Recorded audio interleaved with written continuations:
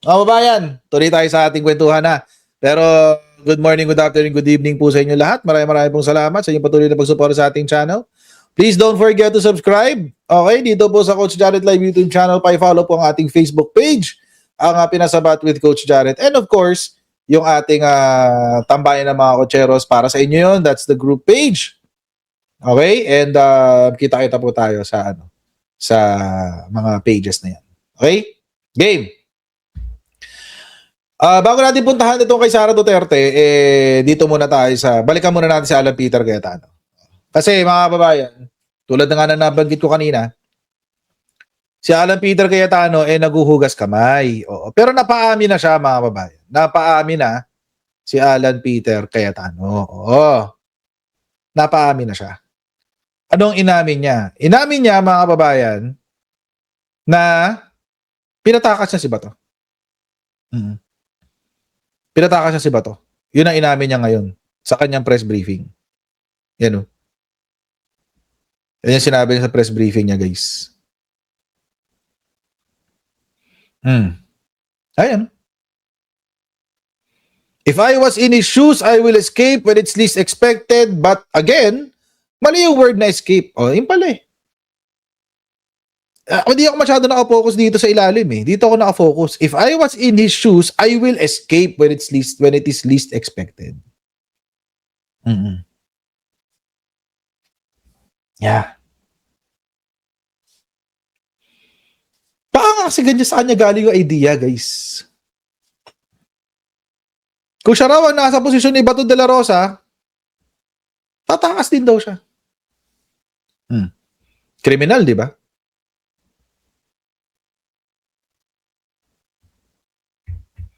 Kriminal. Hudas talaga. Hudas talaga. Hinudas niya ang taong bayan, mga kababayan. Hinudas niya ang taong bayan sa ginawa niya kay Bato de la Rosa. Tapos ngayon nagtataka siya na maraming gusto siyang ipatanggal, na kinakausap ng minority ang majority na magkudeta na. Siraulo ka ba naman? Kung di ka ba naman isang siraulot kalahati eh. Pero yung pinagagawa mo, wala pa siya isang linggo, guys. Mga kababayan, wala pa siya isang linggo. Tingnan niyo yung gulo na pinasok ng Senate. Wala pa siya isang linggo. Wala pa siyang isang linggo, guys. Bumagsak ang trust rating ng Senado from 49% to 27%. Wala pa siyang isang linggo.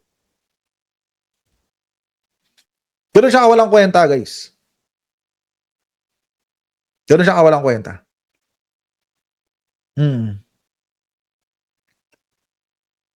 Sa laula ka kasi, Alan Peter. Sa laula ka. Ano? Sabi ni Jasmine, salamat sa super chat. Baka that's the deal in exchange of Bato's vote. And by the way, mga kababayan, umamin din pala siya na siya ang nagpasok kay Bato.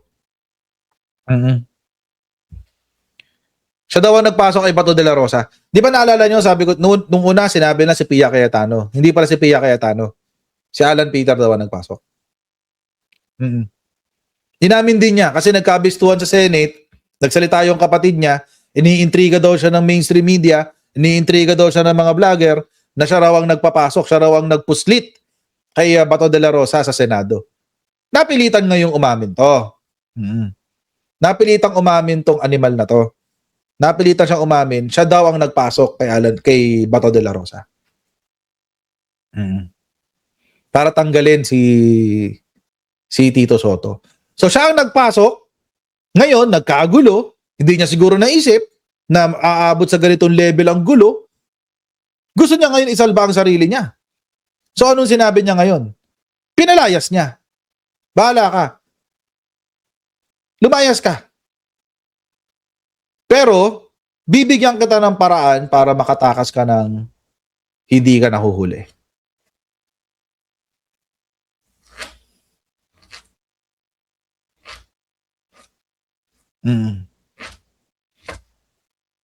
Hindi niya na-expect eh. Siguro iniisip niya na parang kay ano lang to, parang lang siguro to kay Trillanes. Oo. Diba? Siguro iniisip niya. Coach, tinalo pa ni Cayetano si Judas. Si Judas na konsensya pa at nagpakati. Para pagsisiyan ng ginawa niya, si Cayetano use God para maghugas kamay. Alam naman natin yan si Cayetano, Lord lang yan, pero si Raulo yan. Lord lang yan. Pero si Raulo yan si Alan Peter. Yan ba yung mukha na pagkakatiwalaan mo? Tsaka napatunayan na niya yung sarili niya, mga babayan, multiple times. Napatunayan na niya yung sarili niya na wala siyang kwentang nilalang.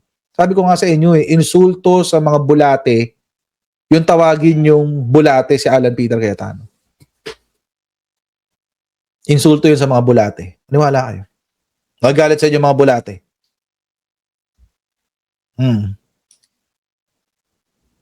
Lord lang yan. Lord. Oh, sabi sa Bible ganito, sabi sa Bible ganyan. Oh, pero tinan niyo, binubuhay ba niya yung nasa Bible? Hindi. Hindi ako perfect ha. Wala naman ako karapatan mag-judge. Siraulo din naman ako. Pero hindi ako kasing siraulo ni Alan Peter Cayetano. Sa Alan Peter, malala. Malala siya guys, malala.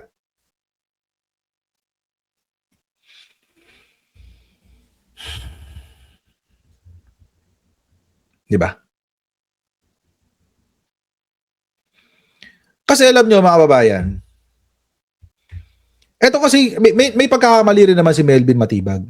Oo. Pero hindi kasing lala ng pagkakamali ni Alan Peter. Kasi alam nyo mga kababayan, ang pagkakamali ni Melvin Matibag ay nagtiwala siya kay Bato.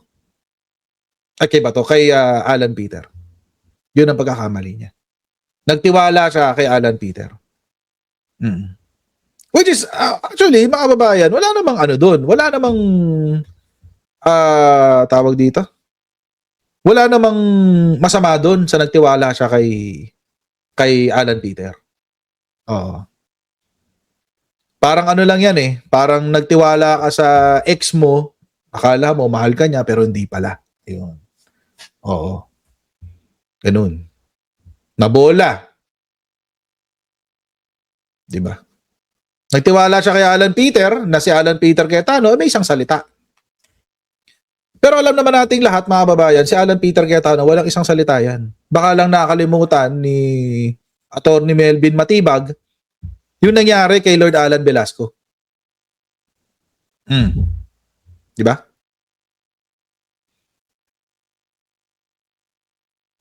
Masakit ba umasa? I love you baby. Marami ba nasaktan doon sa huling sinabi ko? Marami. Ba't maraming nasaktan doon sa huli kong sinabi tungkol doon sa akala mo minahal ka pero hindi pala? Bakit maraming nasaktan? Ba't ang dami affected?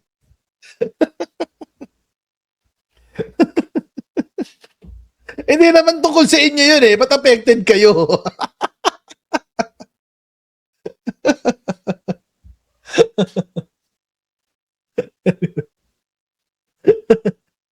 Ang dami sa pool daw Sabi ni Gigi Monforte, sa pool.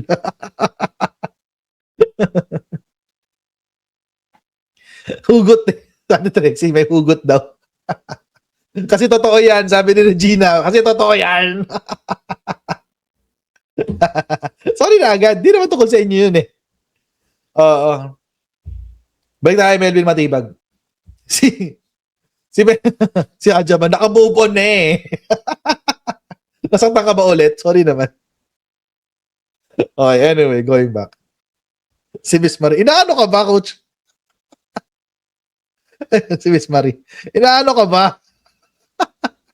Sorry na agad. Okay, game.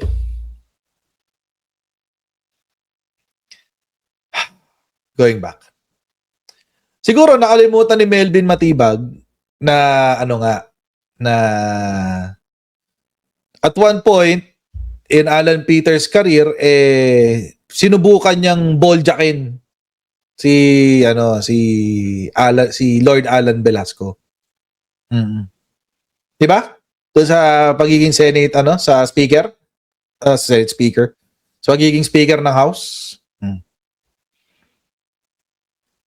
Diba? Ginawa yun doon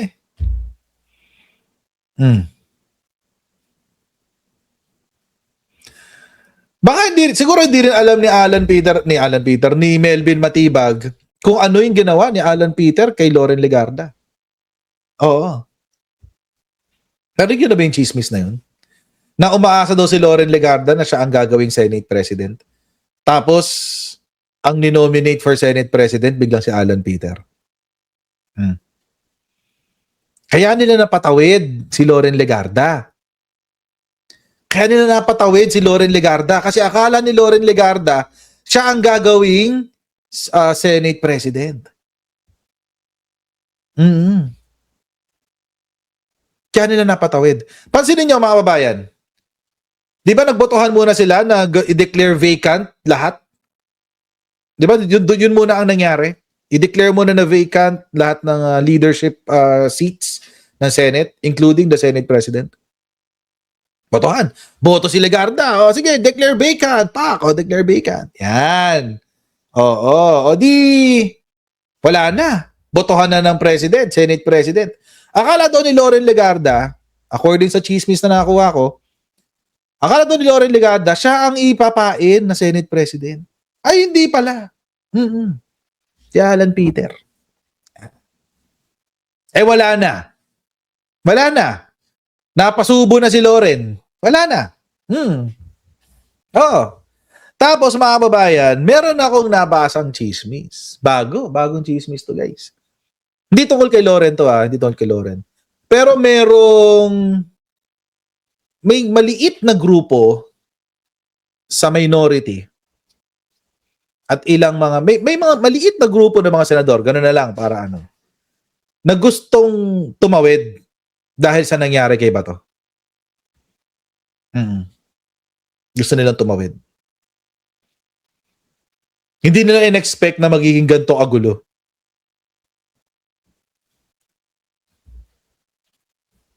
Hindi nila in-expect na magiging ganito kagulo. Wala pang isang linggo, sobrang gulo na ng Senado. Hindi nila in-expect. So merong mga maliit lang naman na grupo ng senador. Siguro mga 4 o 5 na senators na parang nagbabago ng isip. Bakit? Kasi dahil din sa sinabi ni Alan Peter Cayetano. Ang sabi kasi ni Alan Peter, kung may Philippine warrant, walang problema. Arestuhin nyo kung gusto nyong arestuhin. Kung may Philippine warrant.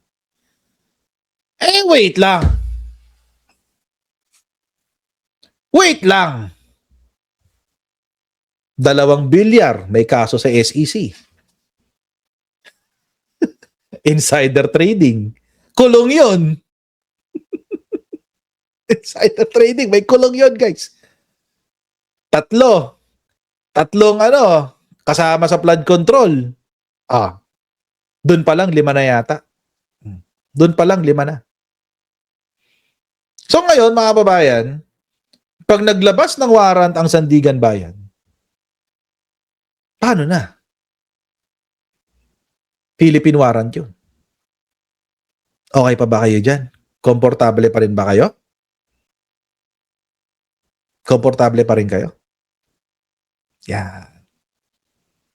Yan ang delikado.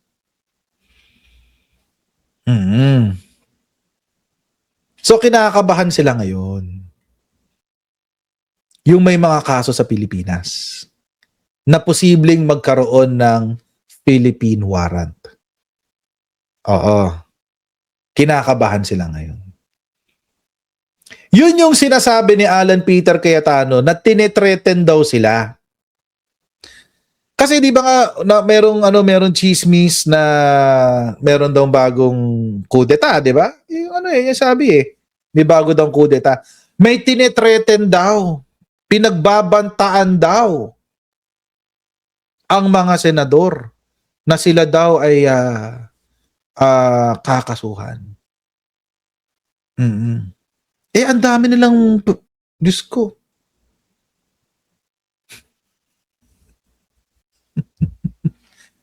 So, kinakabahan sila. Siyempre, unahin mo yung sarili mo. You look out for number one. Wala nang loyalty pag ganyan. You look out for number one. Tignan nyo si Bato, ayaw na niyang umalis. He's looking out for number one. Ayaw niya sumama kay Rodrigo Duterte sa dahig. Diba, MB Napoles?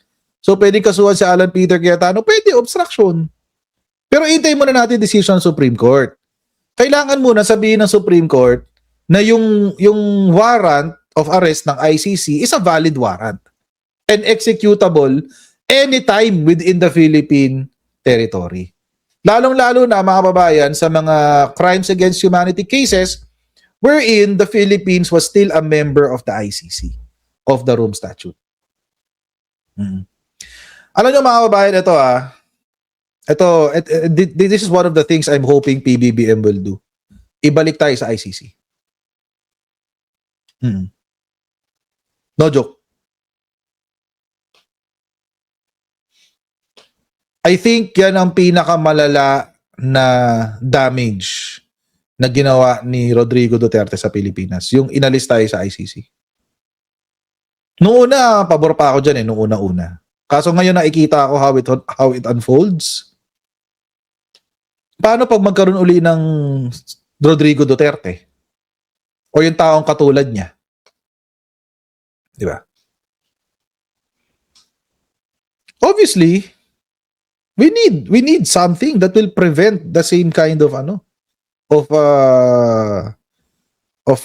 leader. So sana ibalik tayo ng PBBM sa ICC. Sana. But anyway,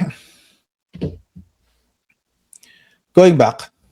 Ito ngayon ang sinabi ni attorney Mel Santamaria tungkol diyan sa pag-i-implement ng warrant of arrest. He has a very interesting perspective. Ito yung sinabi niya. Telephone si Attorney Mel Santamaria, dating Dean po ng Far Eastern Salamat University. super chat, Ate Maria Corazon. Dean Mel, gandang gabi. Tony Enrica po ito. Magandang gabi sa inyong lahat. Hi, Dean. Thank you for joining us. Kahapon po, hanggang ngayon pala, sorry, hindi lang kahapon, hanggang ngayon meron pa rin question kung nasunod ba yung tawang proseso sa pagsisilbi ng isang international arrest warrant. Dahil sinasabi ni Senate President Cayetano, dapat may kaakibat na locally issued arrest warrant, court order, at dapat ipinagbigay alam muna sa kanya at sa Senado with proper coordination. na meron silang isisilbing warrant. Are those two conditions required, Dean Mel? Hindi required yan, Tony. Bakit? Explain natin mabuti. Sige po. Kasi ito larangan ng international law. Sa international law, tinatanggap yung crime against humanity. Actually, ang crime against humanity pwedeng litisin kahit sa anumang bansa kung saan mahuli yung suspect. No? So, sa ating konstitusyon, nakalagay, the Philippines accept the generally accepted principles of international law as part of the law of the land. Okay. So therefore, yung crime against humanity, tinatanggap na natin yon as part of our law of the land. Ngayon, in 2009, si Senate President Juan Ponce Enrile, sila Miriam Defensor Santiago, gumawa ng batas para maging tulay doon sa crime against humanity. Ito yung Republic Act 9851. Ang sabi nila doon na sa Section 17, kung meron ng isang international tribunal na nag-iimbestiga o nagliliti sa isang taong pinaratanganan ng crime against humanity, pwede nang pahintulutan ng gobyerno na ipatuloy na lang yon at kung kinakailangan, i-transmit sa kanila yung physical pagkatao ng suspect. Yeah. So therefore, may tulay tayo. May tulay, yun yung Republic Act 98, Yes. 51. Sa pamamagitan ng tulay na iyon, ina-accept ngayon ng gobyerno ang jurisdiction ng kung sino mang international tribunal na yon. So pag-accept ng recognize ng international tribunal na yon, ina-accept rin natin ang mga proseso nila. Okay. So kaya itong ICC nagkaroon ng warrant of arrest, no? So therefore, acceptin natin yon. Sapagkat nakalagay rin nung nagtumiwalag tayo sa Rome Statute noong March 2019, may Artikulo 127. Ang sinasabi, Bagamat ang isang bansa ay humiwalay sa Rome Statute, hindi ito makakatiwalag sa mga responsibilidad nila sa tratadong ito bago sila ay tumiwalag ayon sa mga kasong naihain na. So, ang naihain Ayun. Mga kababayan, importante po yan kasi yung Article 137 na yan ng Rome Statute, basically, ibig sabihin yan sa mga krimen kung saan sa crimes against humanity kung saan ang Pilipinas ay miyembro pa ng ICC, may jurisdiction ang ICC dyan. Also, sa mga kaso nga, tulad nga ng sinabi ni Attorney Mel Santa Maria, na naihain na, ibig sabihin naibigay na sa ICC at nasa jurisdiction na ng ICC.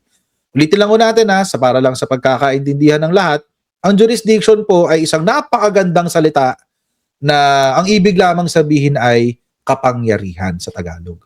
Kapangyarihan, mga kababayan, kapangyarihan sa kaso, kapangyarihan sa tao, at kapangyarihan sa teritoryo. Okay? Kasi this is a criminal, this is a criminal proceeding. A civil proceeding, property. Oo. So, kapag ang isang korte ay may kapangyarihan sa tao, may kapangyarihan sa kaso, or sa cause of action, or sa crime, at kapangyarihan sa teritoryo, ibig sabihin may jurisdiction siya. Meron siyang karapatan. Meron siyang kapangyarihan. At kahit anong ilabas ng korte na yon, mga kababayan, ay i-recognize as valid. Ang ayaw pong tanggapin at hindi po masyadong nababanggit, maski ng mga balita. Hindi nila binabanggit to, hindi ko alam kung bakit. Na meron na pong desisyon ang Korte Suprema dyan. Nagdesisyon na po ang Supreme Court noong 2021. Si Justice Leonen pa nga ang sumulat ng desisyon, siya ang ponente. Sinabi po niya na ang Article 137 ng Rome Statute ay nag-a-apply pa rin sa Pilipinas because of residual jurisdiction. Ibig sabihin, Supreme Court na to, mga kababayan, Supreme Court na to.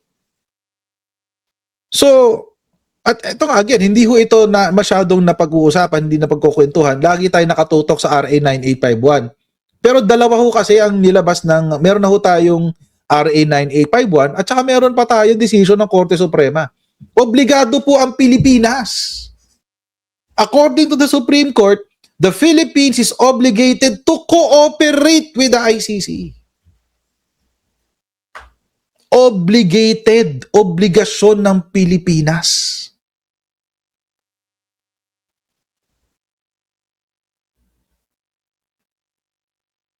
Obligado.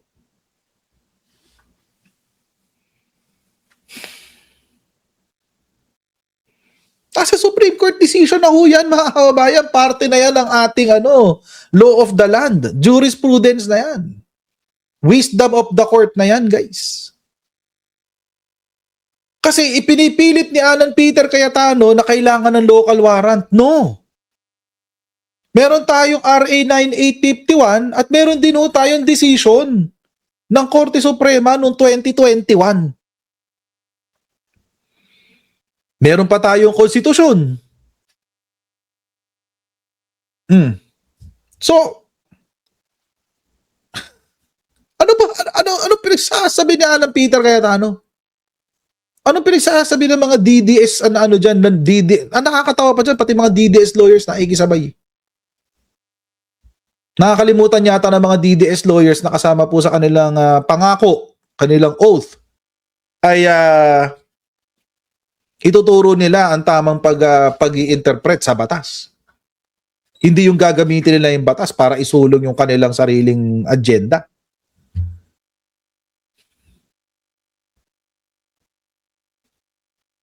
Di ba?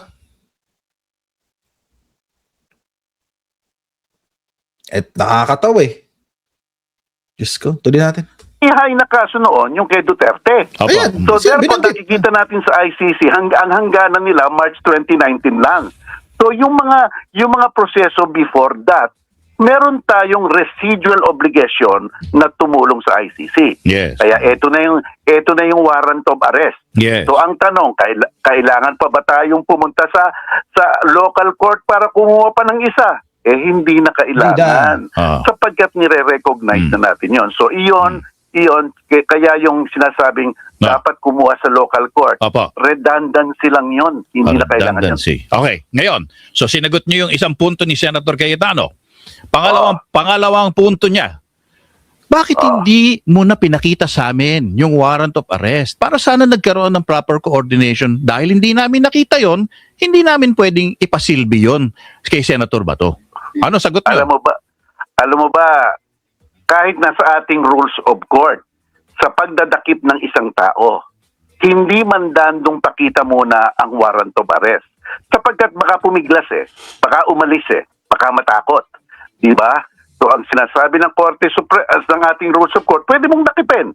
At saka pagkatapos, dalhin mo sa presinto o sabihan mo ng Miranda rights at pakita mo yung warrant of arrest.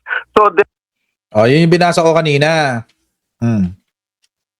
Yung binasa ko kanina, Rule 113. Ayan, Rule 113, Section 11.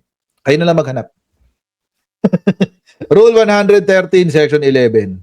Yan. Yun. Yun.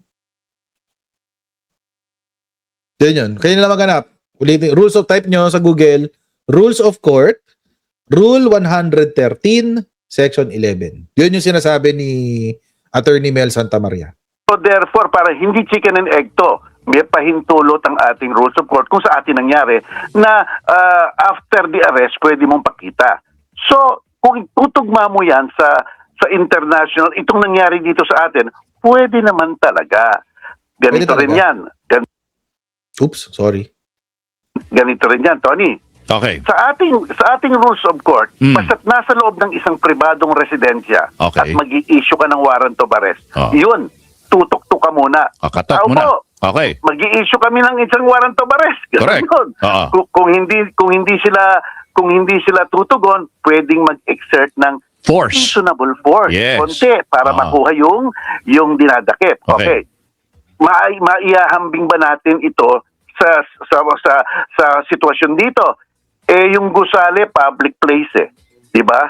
Sino ba may-ari niyan? Gobyerno. O kung hindi man may-ari gobyerno, nirerentahan ng gobyerno, ang taong bayan nagbabayad yan. Tsaka tandaan natin, hot pursuit yan. Ibig sabihin, malapit mo nang makuha yung suspect pagdating sa gate ng... Itinakbuhan ka nga Oo. Hot pursuit. Titigil ka pa. Oo. Napaka-impractical naman yun. Kaya tayo, alam mo ba ang hot pursuit sa Pilipinas? Kahit walang warrant of arrest. Correct. Correct. So, ibig sabihin, maring sabihin yun ni Senator Cayetano, pero porket hindi mo ginawa yon, hindi ibig sabihin lumabag ka sa anumang alituntunin. Ito pa tanong ko, Dean Mel, ha?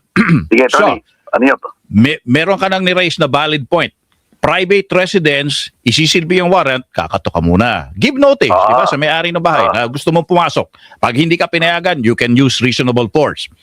Ito, public building.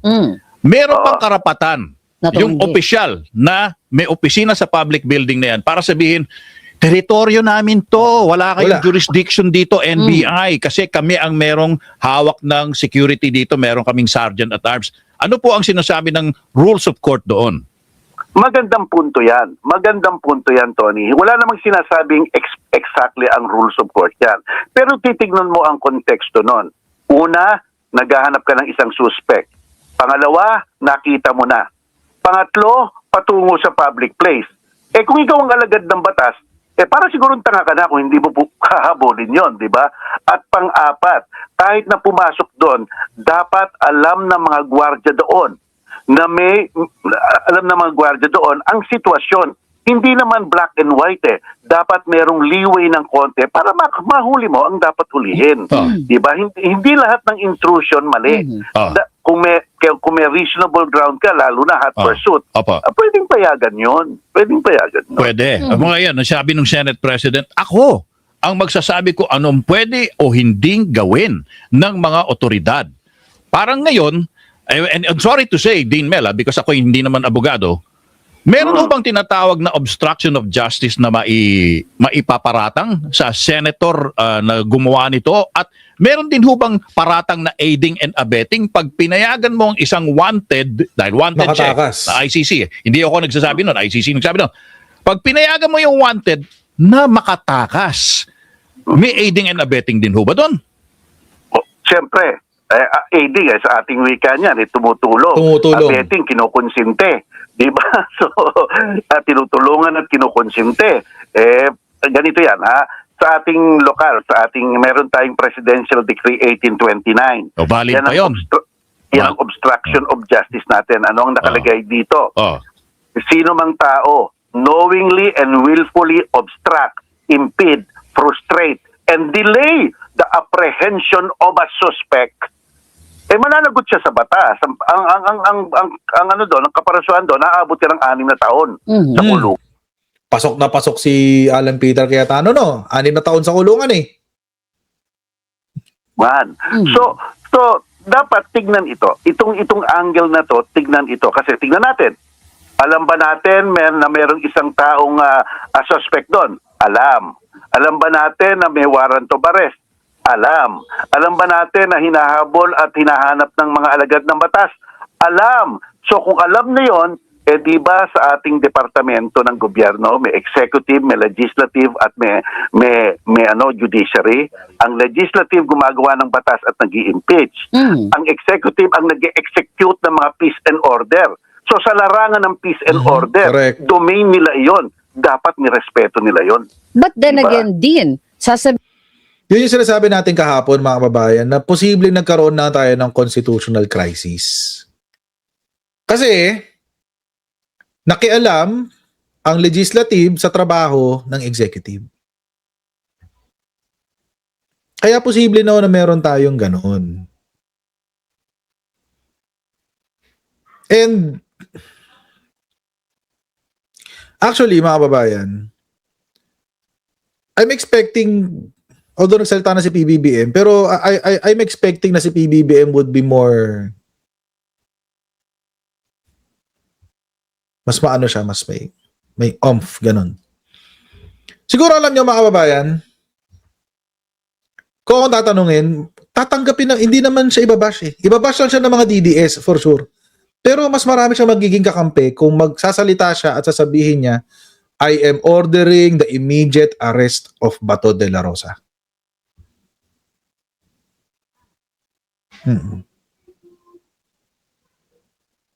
Or baka iniintay lang niya magdesisyon ng Korte Suprema. Dahil may nakapending sa Supreme Court. Pero, ako, yun ang iniisip ko.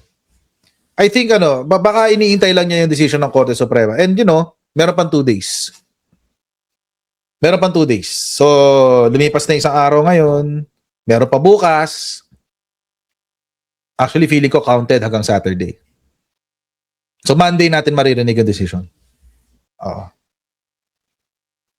Sabi ni Jasmine Official, parang yung pangingialam ng ESI sa impeachment. Well, eto kasi yun. Walang problema dyan. Alam nyo, mga kababayan. Eto kasi. Sa kaso kasi ni Sara Duterte, nagawa ng butas. Sa kaso ni Sara Duterte. Nagawa ng butas yun eh. Pero this time, kay Bato de la Rosa, mahihirapan silang gawa ng butas. And in fact, mga kababayan, baka ngayon, mga kababayan, ang mangyari pa, mag-decide ang Korte Suprema kontra kay Bato de la Rosa. Bakit? Kasi flight risk. Flight risk eh. O, nagtago na siya. O, tapos, ano sabi ng Supreme Court? Gato pala tong tao na to eh. Gato pala to si Bato de la Rosa eh. Paano pag pinagbigyan natin ng TRO nito? Hindi natin sigurado kung laharap ba to sa korte o haharap ba to pag nagpa-hearing, baka mali natin magtago na to. Di ba? Flight risk pala to eh. So baka mas mahirapan siya na makakuha ngayon ng TRO. So, dapat nga nag-intay na lang to si Bato ng 72 hours bago siya nagaganyan. Kasi, kung after na, let's say, nakapaglabas na ng decision ng Korte Suprema, di ba? At least, nakapaglabas na ng decision ng Supreme Court. Di ba? For you or against you, kung for you, di maganda, hindi mo kailangan magdrama ng ganito. Kung for you. Pero kung against you, o di gawin mo to, tapos magtakas ka ulit, magtago ka kung gusto mo.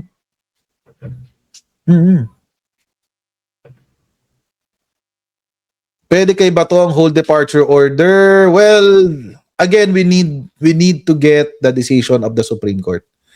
Kasi, kailangan kasi magsalita ng Supreme Court kung i-recognize niya na valid warrant ang warrant ng ICC.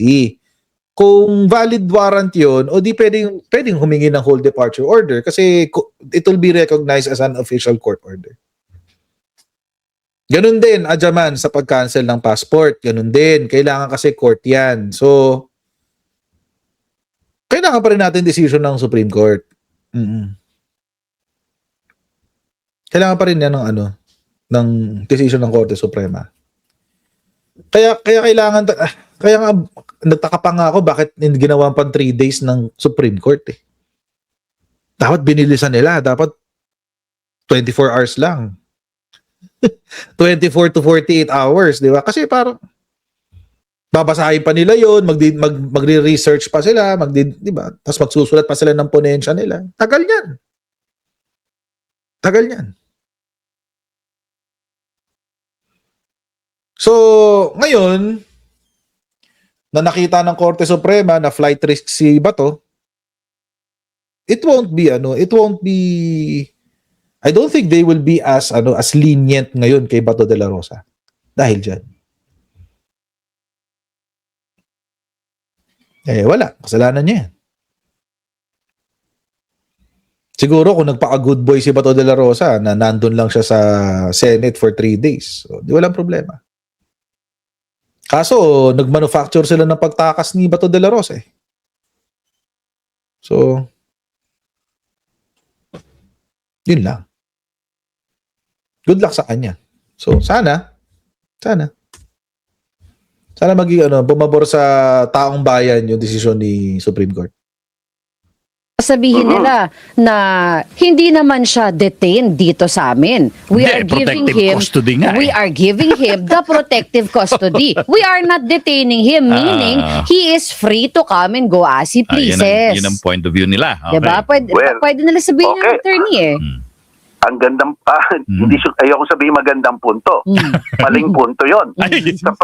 Sapagkat una, alam naman natin na ang pagkakanlong sa isang fugitive from justice, iyon nga hindi pwede yun. Ano yun? Accessory to the crime yun. Kung sa ating revised penal code, kung tinago mo at tinulungan mo na itago yung suspected, isang uri rin yun ng obstruction of justice, number 1. Number 2, okay, protective custody. Saan nyo naman nakuha yan? Wala naman sa ating konstitusyon at sa ating batas na ang sino mang uhulihin ay dapat may warrant of arrest, maliban na lamang kung dineklara ng Senado na protective custody. Wala namang ganun Basta sinabi ng batas, arestuhin ka kung may warrant of arrest. If the law does not distinguish, we should not distinguish. Correct. Diba? Napaka-straightforward ng batas Pero problema ito, Dean Mel, parang ang nangyari, parang wag na lang magkagulo, umatras yung NBI Hindi nila in-insist yung legal authority nila to serve a warrant. So meron ho bang kapabayaan or how do you call it? Negligence sa parte ng NBI in enforcing a legal warrant. Alam mo, magandang tanong yan, Tony. Nasa larangan ka na ng malfeasance. Ayun, yun yung word pala, malfeasance. Malfeasance, yung maling ginawa. Misfeasance, yung negligent. Yung non-feasance, yung tamad. Yes. Walang ginagawa. Diba? So, yun nga ang punto, no? Siguro, pwedeng bigyan ng leeway. Para hindi lang kasi magkaroon ng gulo kasi may tension na kagabi. Pero sa larangan ng pagpapatupad ng batas, hindi mo na ninegotiate ang isang huli mong may warrant of arrest, may suspect. Yeah. Kasi trabaho iyan. Correct. Trabaho iyan ng alagad ng batas, di ba? Dapat ang sabihin, ang nasabi niya siguro, ewan ko lang, dapat sana nasabi niya, Mr. President, Senator, okay, mag-negotiate tayo. Pero ang level ng negotiation natin, kung papaano nyo isusuko yan sa amin. Yeah. pero Kasi- opo, yun. Kasi trabaho namin yan eh. Yun na nga.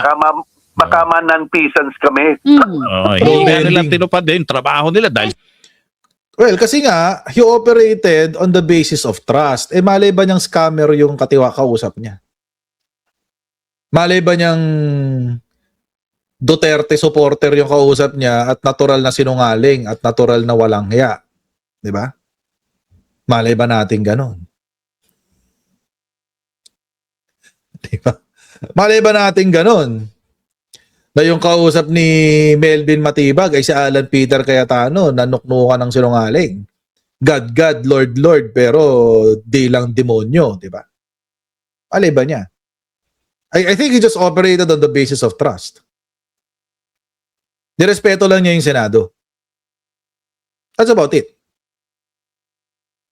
dahil sabi nila parang nagbigay sila ng puwang sa Senado na Dahil pinalis din sila. Oo. Who's gonna call them out dito, Dean? Alam mo ha, kung ang tinitimbang natin ganito, Oo. sino magbibigay ng respeto sa isa't isa? Sino ang dapat bigyan mong respeto sino ang mananaig na respetong bibigyan? Sino dapat? Dapat kasi ang NBI. Oh. Sapagkat ini-explain ko, sa ating may dispersal of function sa ating gobyerno. Oh. Ang judge naghuhusga. Okay. Ang legislature gumagawa ng batas at nag-i-impeach. Opo. At ang executive, peace and order. Aha. Kaya kung alam lang natin ang ating mga trabaho at ang ating mga domain, alam dapat ng legislature, iyon ang kanilang function. Yes.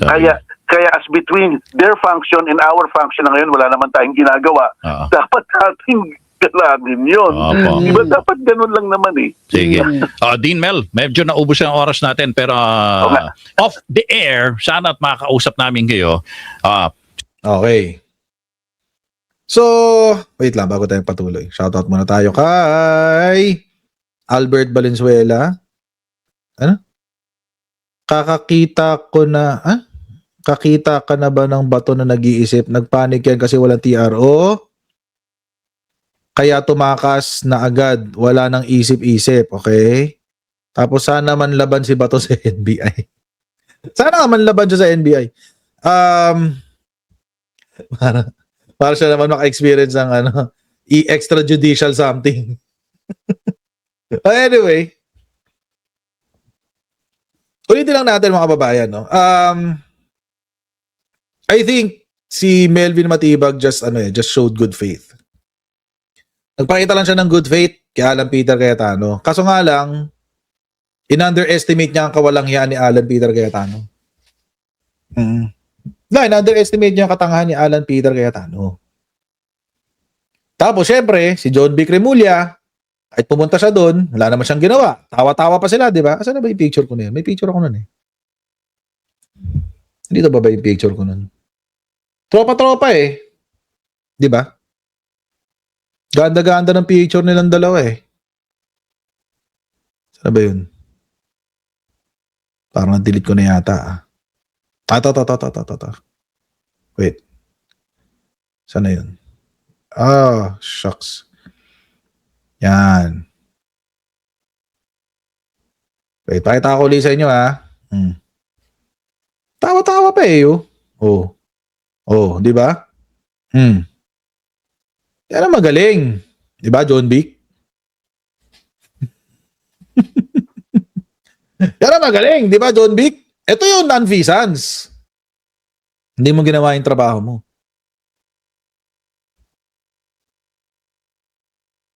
Nonfeasance. Kala ko, naghahanap eh. Kala ko, hinahanap si Bato eh. Aso, hindi pala. Naghanap pala ng fellowship. Naghanap ng fellowship si John Vic. Di ba? Ganda-ganda ng picture eh. Oh. Pagtan nyo na to. Oo. Tanggalin na tong hayop na to. Pawalang kwenta. Napakawalang kwenta. Lalong-lalo to si John B. Cremulya.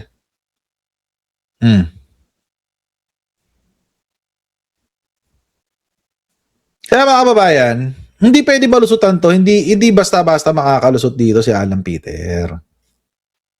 Hindi basta-basta makakalusot dito si Alan Peter, guys. Lalo na kapag lumabas yung yung decision ng Supreme Court. So, asahan natin yun. Tingnan natin kung ano mangyayari sa Monday. Pero kanina, 'di ba, nagsumite na ng sila Jimmy Bondok. Nagsumite na sila nung parang supplemental motion kanina. Tapos parang dinagdag nila yung nangyari na shootout. Parang isa sa mga depensa nila kung bakit kailangan bigyan ng TRO kasi nagkagulo daw sa Senate, blah blah blah blah blah blah. Well, kung gagamitin nila